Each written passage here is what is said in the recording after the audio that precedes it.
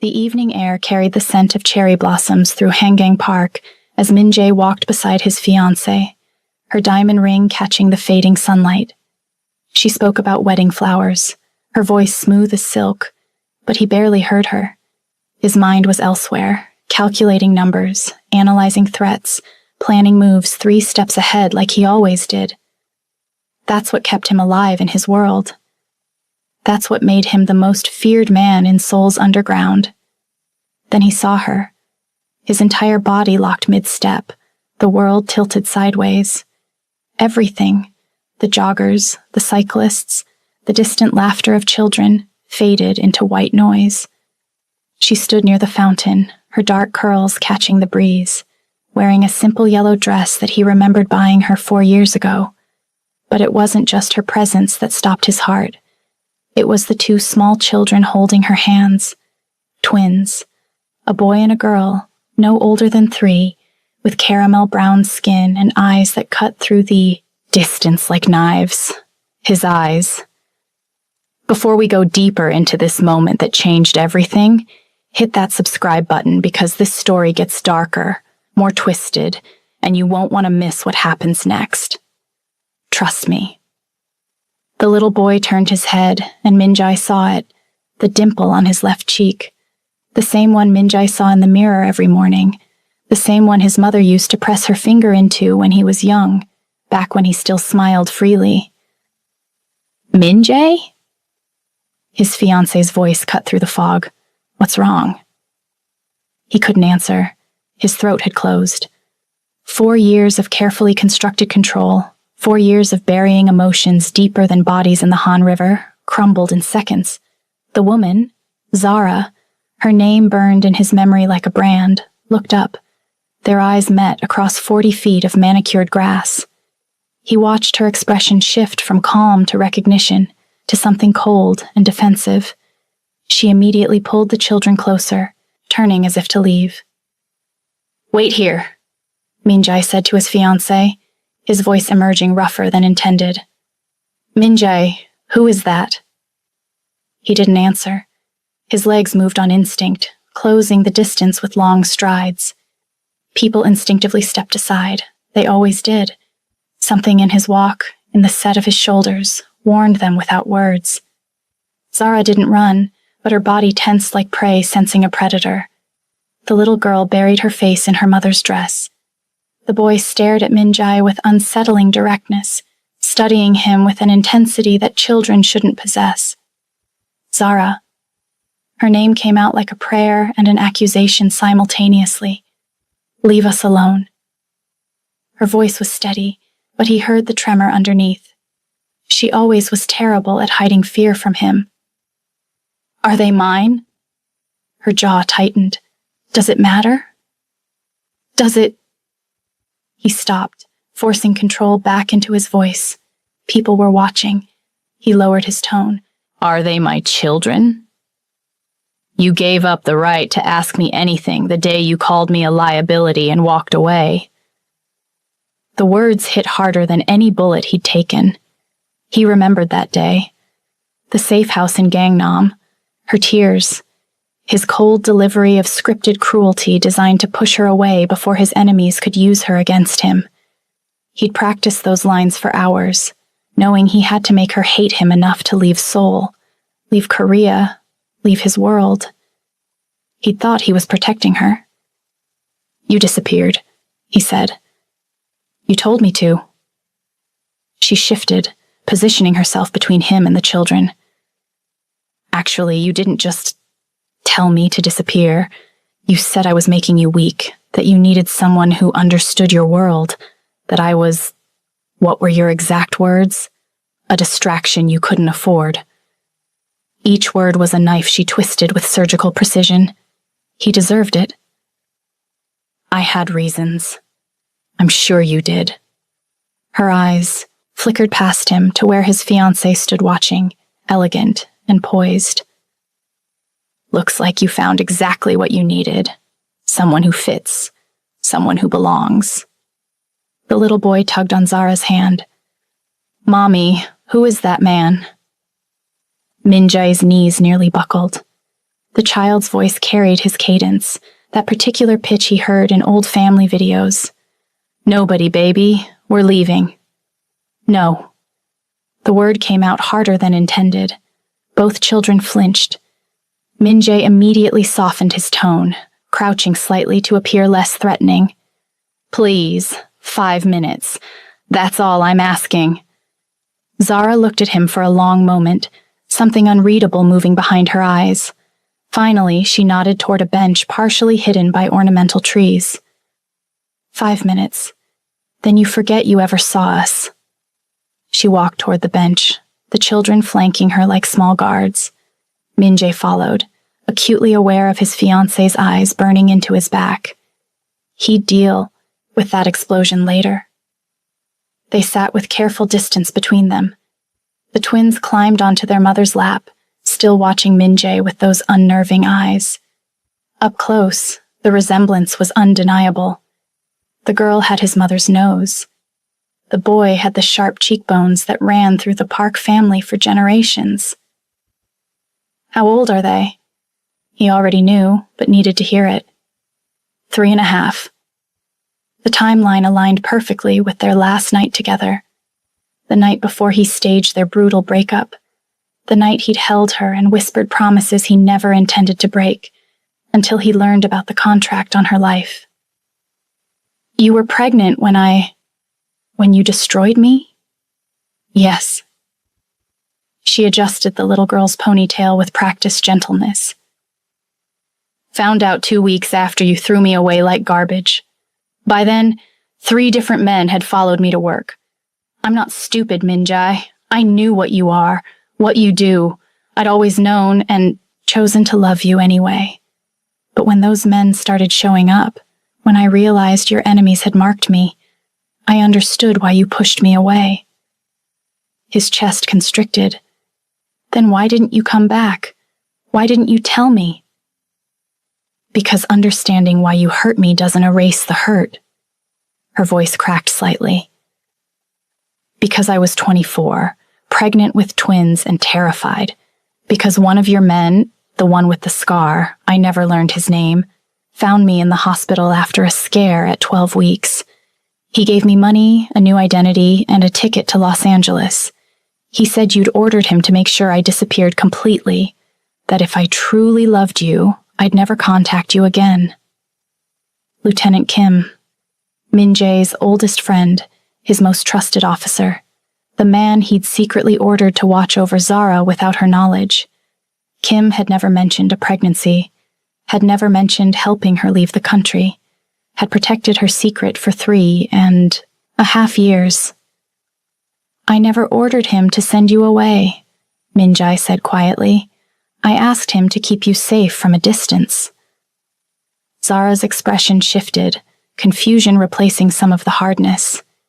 He said, "He made a choice to protect you beyond what I asked, a choice that apparently included keeping my children from me. His choice kept them alive." Zara's voice rose, then immediately dropped as both twins looked up at her with concern. She kissed their foreheads automatically, a gesture of comfort that squeezed Min-jae's heart. "Do you know what your world would do to them? Can you imagine what your enemies would pay to hurt these babies just to hurt you?" She was right. Absolutely. Devastatingly right. Even now, sitting in this park in public view, they were all in danger. His presence here, his obvious interest in these children, had already marked them.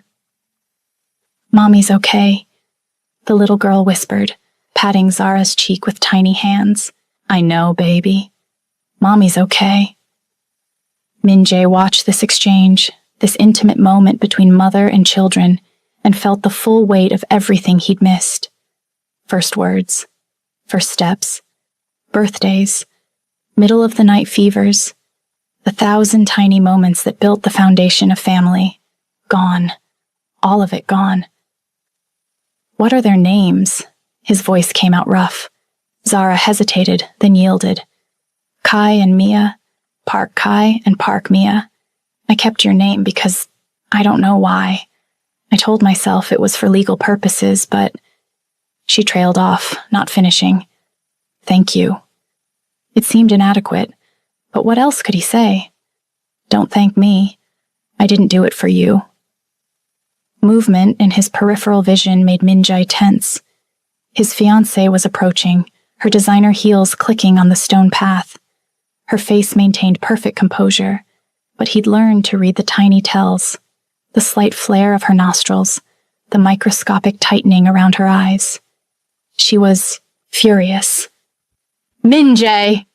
She stopped a respectful distance away, her voice controlled. Should I give you more time? Or should we discuss whatever this is together? Before Min-jae could respond, little Kai suddenly stood up on the bench and pointed past all of them. Mommy, that car is going really slow. Everyone's head turned. A black Mercedes with tinted windows crept along the park's edge, moving far too slowly for normal traffic. Min-jae's instincts screamed before his brain caught up. He knew that car, recognized the specific model favored by the Huang family, his rivals, his enemies.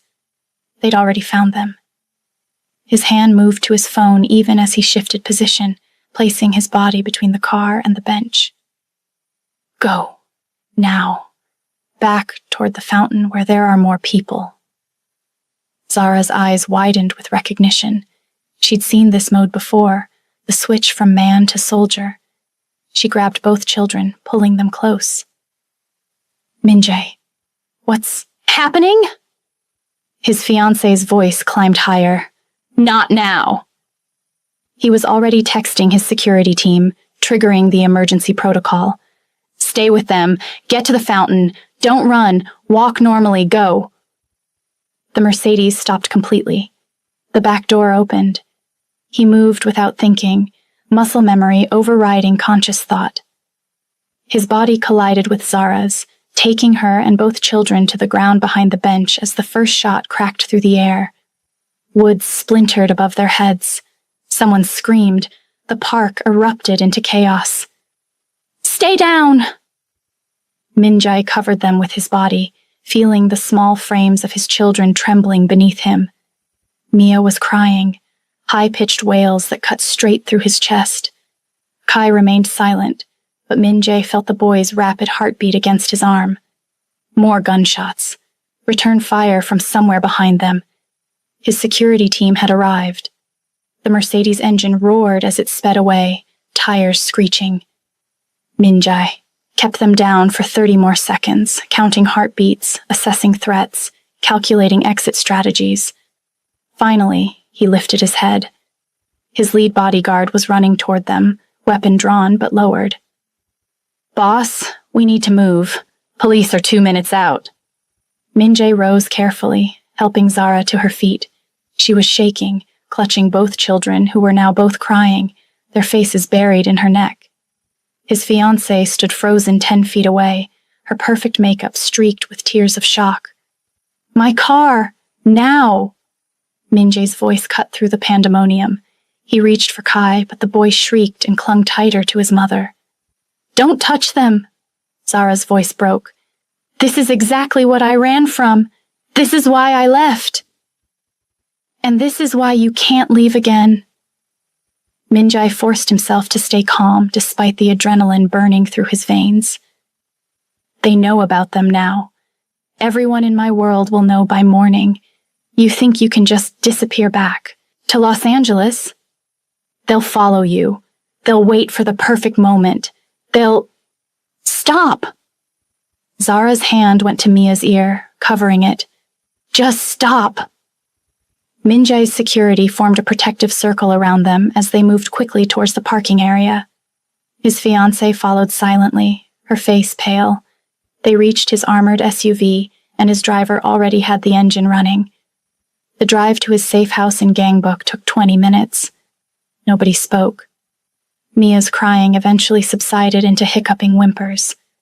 Kai remained eerily quiet, his small hand gripping his mother's shirt.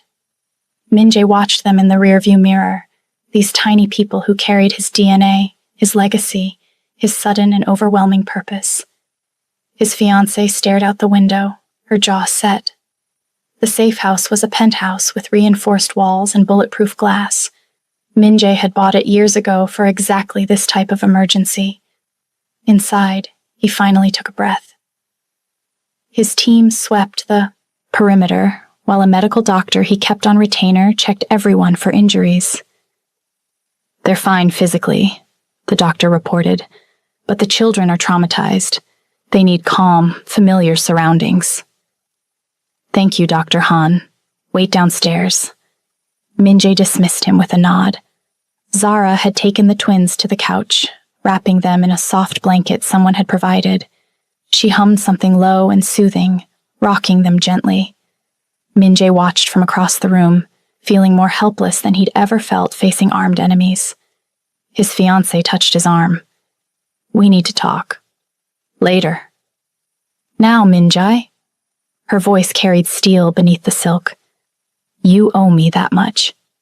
He looked at her, this woman he'd chosen for all the wrong reasons. She was beautiful, connected, understanding of his world. She'd never ask him to change. She'd never be a liability. She was perfect on paper. She wasn't Zara. They stepped into the adjoining room, leaving the door cracked so he could still see the couch. His fiancée crossed her arms, and he watched her perfect composure finally crack. "When were you planning to tell me?" Her voice shook. "Before the wedding? After? Never. I didn't know." "Don't insult me with lies. I saw your face in that park. You recognized her.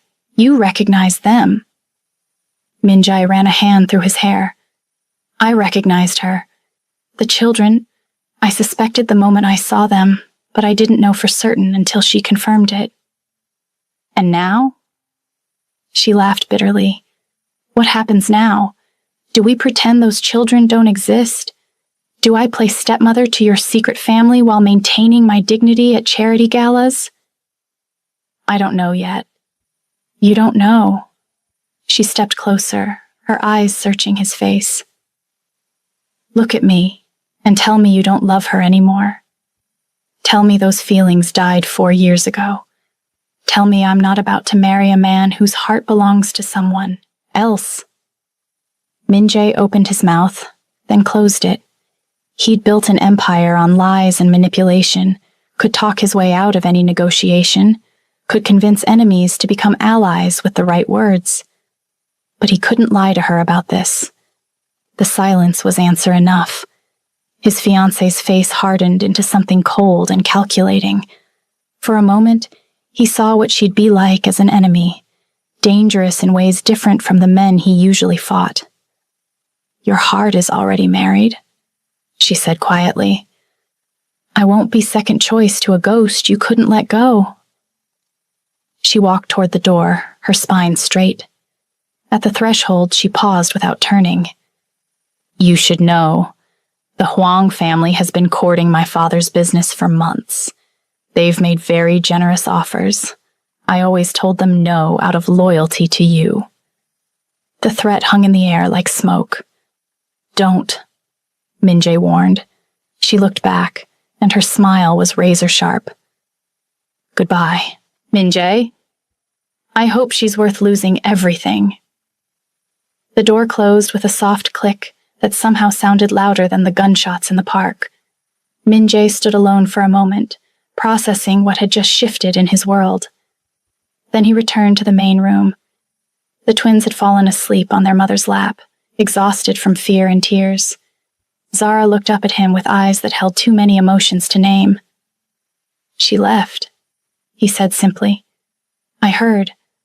Zara stroked Mia's hair absently. "I'm sorry." "Don't be. She was right." Silence stretched between them, filled with 4 years of unspoken words. Finally, Min-jae sat in the chair across from her, maintaining distance. "I need to tell you something about why I ended things the way I did. I already told you I understood." "No. You understood part of it, not all of it." He leaned forward, elbows on his knees. "There was a contract on you. 50 million won. The Huang family put it out. because they knew hurting you would destroy me. And they were right. I was compromised, distracted, making mistakes because half my mind was always on keeping you safe. Zara listened without interrupting. So I made a choice. I could either keep you close and watch you die, or I could make you hate me enough to leave. Make you believe I never loved you. Make it so brutal that you'd never want to come back. His voice roughened. It was the hardest thing I've ever done. And the stupidest. Because pushing you away didn't make me stop loving you. It just made me into someone I hated.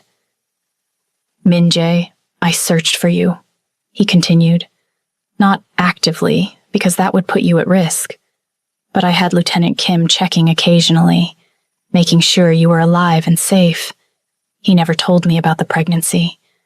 Never told me he'd helped you leave the country. He made an executive decision that probably saved your life and theirs. He gestured to the sleeping children. But it cost me 3.5 years of their lives. Cost them a father. Cost you support when you needed it most. His hands clenched into fists.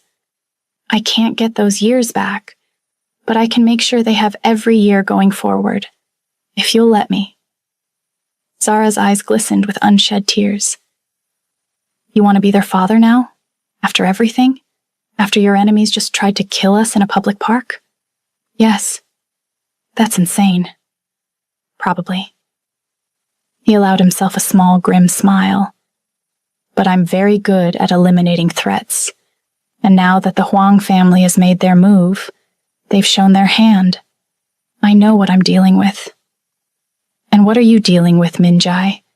What are you asking me to agree to? He met her eyes steadily. I'm asking you to trust me. One more time.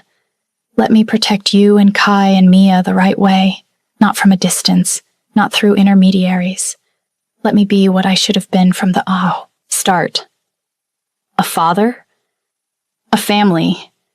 The word hung between them, fragile and powerful. Zara looked down at her sleeping children, then back at Min-jae. I've spent 3.5 years hating you, building a life without you, teaching myself that I didn't need you. I know. And now you show up and suddenly want to be involved? Want to upend everything again? I know it's not fair. Fair? She laughed bitterly.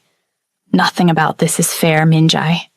Not to me, not to them, not even to your fiancé who just walked out. You're right. Stop agreeing with me. Her voice rose, then immediately softened as Mia stirred. She took a breath, steadying herself. I need more than your protection. I need to know that you won't break their hearts the way you broke mine. That if they love you, you won't disappear when things get complicated. Min-jae stood and crossed to the couch, kneeling so his eyes were level with hers, close enough to see the flecks of gold in her brown irises, the tiny scar above her eyebrow from a childhood accident she'd told him about once at 3 a.m. I can't promise I won't die, he said quietly. My world doesn't allow for that kind of guarantee. But I promise I will never willingly leave them. Never walk away. Never choose anything over being their father. And me? Her voice was barely a whisper. What about us? I never stopped loving you, Zara. Not for one day in 4 years. But I don't expect you to believe that or reciprocate. Right now, I'm not asking to be your partner. I'm asking to be their father. The rest, if there is a rest, we can figure out later. She studied his face for a long moment. Kai chose that moment to wake up, his eyes opening slowly. He looked at Min-jae without fear this time, just curiosity. Mommy, is this my daddy? The question was so simple, so devastating in its innocence. Zara's breath caught. She looked at Min-jae, then at her son. Yes, baby, this is your daddy. Okay.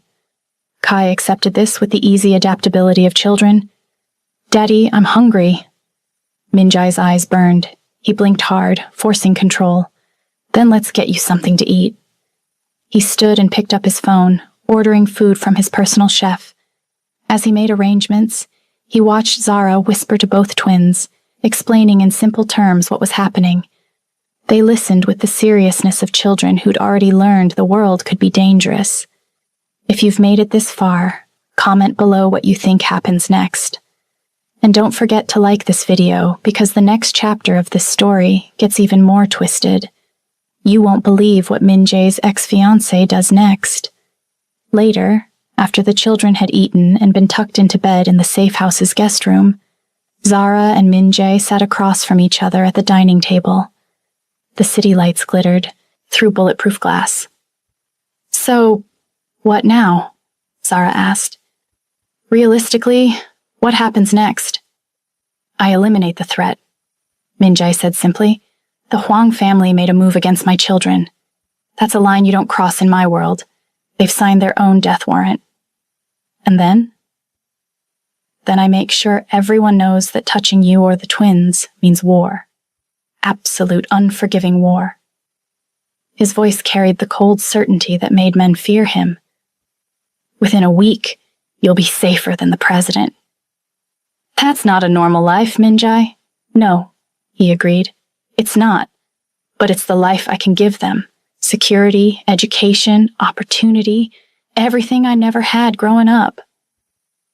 Zara was quiet for a moment. They need more than money and bodyguards.